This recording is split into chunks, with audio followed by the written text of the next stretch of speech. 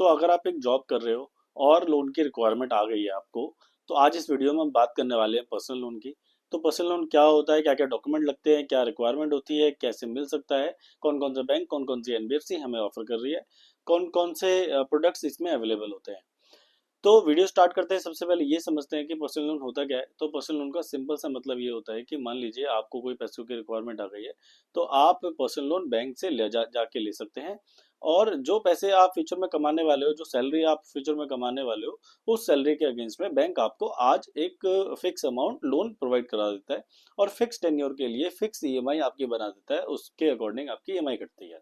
For example, मान लीजिए आपने बैंक से 5 लाख रुपए का लोन लिया, 5 लाख रुपए की ईएमआई, जो भी वट एवर, मान लीजिए 10,000 20,000 जो भी ईएमआई आती है, वो आपकी मान लीजिए बैंक ने 5 साल के लिए बना दी।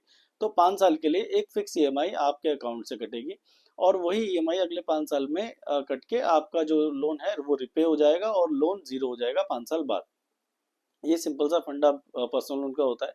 पर्सनल लोन, तो अगर हम बात करते हैं कि पर्सनल लोन की तो कौन कौन से बैंक और कौन कौन सी एनबीएफसी हमें ऑफर कर रही है पर्सनल लोन। तो पर्सनल लोन की अगर हम बात करें, अगर हम बात करें बैंकों की, तो बैंकों में एचडीएफसी, एक्सिस, आईसीआईसी, कोटक, ये सारे के सारे बैंक हमें पर्सनल लोन प्रोवाइड करा रहे हैं। अगर हम बात करें एनबीएफसी की, तो टाटा, चोला, पूनावाला, पिरामल, ये सारे के सारे एनबीएफसीज हैं जो हमें अनसिक्योर्ड लोन, आपका पर्सनल लोन प्रोवाइड करा रही हैं। तो पर्सनल लोन का सिंपल सा फंडा क्या होता है कि आपको कितना परसेंट मिल सकता है भाई, इसमें ये डिपेंड करता है कि आपकी जो सैलरी है, वो सैलरी का कितना परसेंट आपको लोन मिल सकता है। तो पर्सनल लोन में क्या होता है कि जो आपकी कंपनी है, जिस कंपनी में आप काम करते हैं, ये चीज़ उस पर डिपेंड करती है। मान लीजिए आप कैटे कंपनी, मतलब जो भी कंपनीज इंडिया में डिपेंड कर एग्जिस्ट करती हैं, उन कंपनियों को बैंकों ने 4 से 5 पार्टों में डिवाइड किया है। Cat A, cat B, cat C, cat D, cat मतलब एफ तक भी जाता है। कैट ए कंपनी का मतलब जो बहुत अच्छी कंपनीज हैं, जैसे एशियन पेंट हो गई। कैट बी उससे छोटी, कैट से उससे छोटी, और सबसे छोटी कैट डी और एफ में भी जाती हैं। आपका जो रेट ऑफ इंटरेस्ट है, आपका जो लोन अमाउंट है, वो डिपेंड करते हैं कि आप किस कंपनी में वर्क करते हैं। अगर मान लीजिए आप कैट ए कंपनी में वर्क कर रहे हैं, तो इसका मतलब ये है कि सैलरी का 20 टाइम्स या 20 टाइम्स या 25 टाइम्स तक आपको लोन मिल सकता है। आपके 1 लाख रुपए की सैलरी है, तो आपको 25 लाख रुपए तक का लोन अमाउंट ईजिली मिल सकता है। अगर हम बात करें आपकी कैट डी कंपनी अगर आप आती है, तो आपकी सैलरी का 10 गुना या 12 गुना तक आपको एज अ पर्सनल लोन मिल सकता है। तो ये एक छोटा सा एग्जांपल है आपकी एलिजिबिलिटी का, कि आपको लोन कितना मिल सकता है, कैसे मिल सकता है। आप बात करते हैं कि पर्सनल लोन में क्या रेट ऑफ इंटरेस्ट होता है। तो रेट ऑफ इंटरेस्ट भी डिपेंड करता है कि आपकी जो कंपनी है उसकी लिस्टिंग, जो कैटेगरी है वो क्या है, A B C D E F. अगर आपकी कंपनी जितनी अच्छी होगी, जितना अच्छा कैटेगरी में आपकी फॉल करेगी, उतना ही रेट ऑफ इंटरेस्ट कम आएगा। और जितना ही नीचे जाती जाएगी, जितना ही वो जो हमारी जो कैटेगरी है डी, जितनी ही category D C E F तक जाएगी, उसका रेट ऑफ इंटरेस्ट डिपेंड, उसका थोड़ा सा बढ़ना स्टार्ट हो जाता है।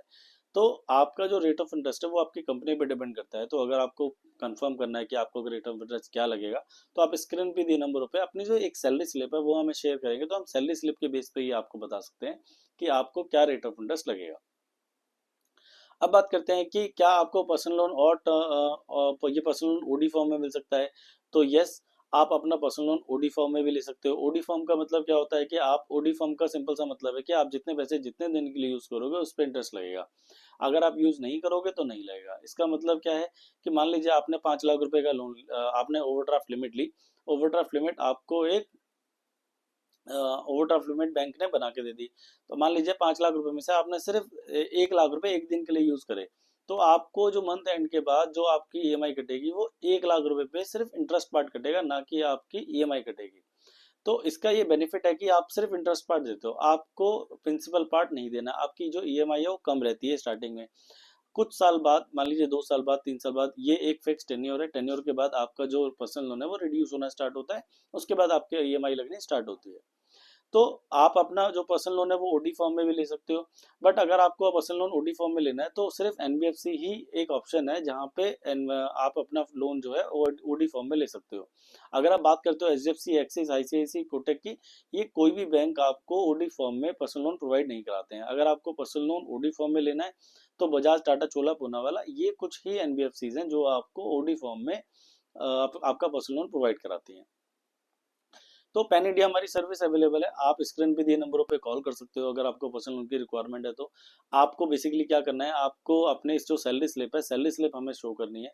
हम सैलरी स्लिप के बेस पे आपको बता सकते हैं कि आपको तो जब आप हमें अपनी जब आप हमें अपनी फाइल प्रोवाइड कराते हैं तो हम आपकी फाइल को चेक करते हैं और ये चेक करते हैं कि आपको क्या रेट ऑफ इंटरेस्ट, क्या प्रोसेसिंग फीस, क्या इंश्योरेंस, ये सारी चीज़ें क्या लगती हैं, क्या कमर्शियल्स आपके फाइनल आएंगे।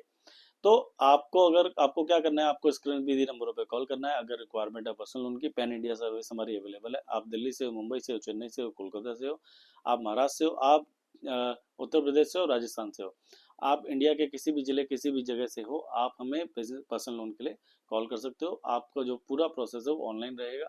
आपको किसी भी बैंक किसी भी जगह विजिट करने की जरूरत नहीं है। बहुत बहुत धन्यवाद।